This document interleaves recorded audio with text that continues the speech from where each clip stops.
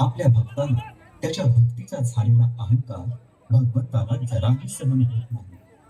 तीळ मात्र जरी होय अभिमान, मेरू तो समान भार देवा.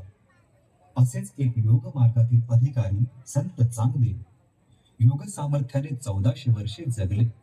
परंतु ज्ञानेश्वरांची कीर्ती कानावर पडताच त्यांना ज्ञानेश्वरांच्या भेटीची उत्कंठा लागली. भेटण्यापूर्वी पत्र पाठवावे असा विचार केला, परंतु मायना काय लिहावा कळेना. तेव्हा कोरे पत्र पाठवले. तेव्हा 1400 वर्षे जगूनही कोरा रे कोरा असे मुक्ताई म्हणाली.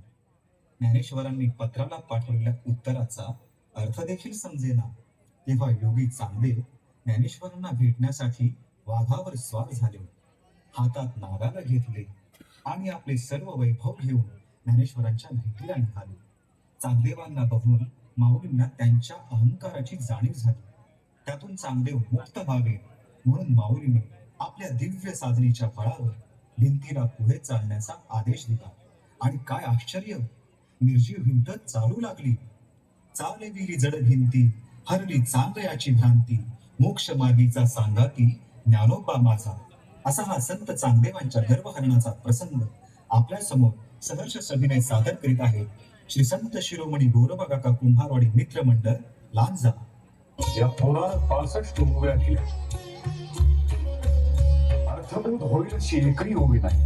या पोराला काय वाटलं, निर्बोध पत्र वाचून मी शांत होईल? या पत्राचं उत्तर मी समक्ष देईन. साधका, आमच्या प्रस्थानाची तयारी करा.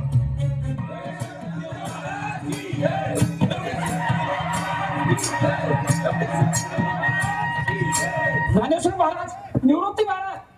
काय झालं विसोबा काका? चांगदेव आपल्या भेटीला येत आहेत. हातात साप आहे, वाघावर आरूढ झाले. न भूतोन भविष्यती अशी मोठी मिरवणूक आहे.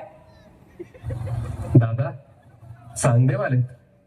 दादा, ते वाघावरून आलेत. आपण त्यांना कसं सामोरं जायचं? त्यांचं जीवितावर राज्य आहे. आपण या भिंतीलाच विनंती करू.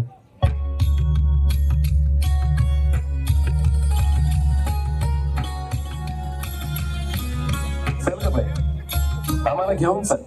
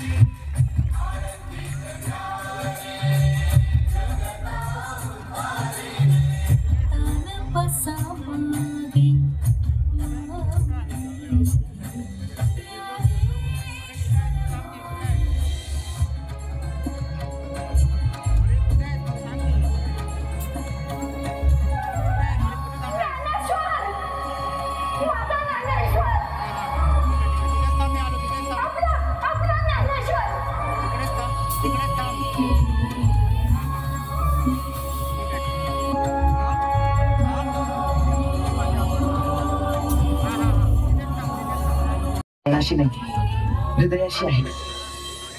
हे ज्ञानाच्या ईश्वरा, आपण कोण आहात हा प्रश्न या सामान्यांना पडला असेल कदाचित, पण आपण ईश्वर अवतार आहात हे मी चांगलंच जाणतो आणि ओळखलेलं आहे. याबाबत माझ्या मनात एक किंचितही शंका राहिली नाही. माझ्या विद्वत्तेचा अहंकार तुम्ही एका क्षणात धुळीस मिळवला. स्वामी, अहो आपण महायोगी आहात. इतक्या वर्षांच्या तपश्चर्येनंतर आणि साधनेनंतर आपण अनेक सिद्धी प्राप्त केल्या, ज्ञान मिळवलं. परंतु माणसाला ज्ञानाचा अहंकार होतो. ज्ञानेश्वरा, तुम्ही माझ्या डोळ्यात अंजन घातलं. अहो, मी सजीव आणि हिंस्त्र प्राण्यानं वशीभूत केलं, सर्पाचा आसूड केला. पण आपण ही निर्जीव भिंत चालून हे सिद्ध केलं की जड वस्तूमध्ये सुद्धा चैतन्य असतं. चराचरात ईश्वर आहे हे मला पटलेलं नाही. निसर्गावर आणि जलसृष्टीवरती अधिकार चालवण्याचा मला अहंकार झाला होता.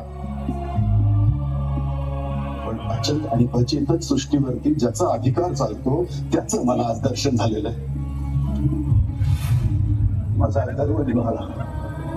व्यर्थ गेलं माझं 1400 वर्षांचं आयुष्य. शेकडो वर्ष सिद्धींच्या मागे लागलो आणि तेवढा सत्यापासून दूर दूर होत गेलो. पण तुम्ही मला सत्याची दृष्टी दिलीत ज्ञानेश्वरा.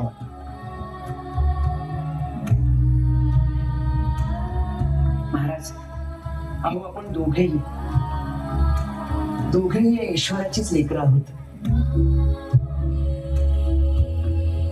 आपल्या दोघांमध्येही भगवंताचा वास आहे. मग आपल्यात आणि माझ्यात भेद तो कसला? आपण महान आहात. आपण खरंच महान आहात ज्ञानेश्वर.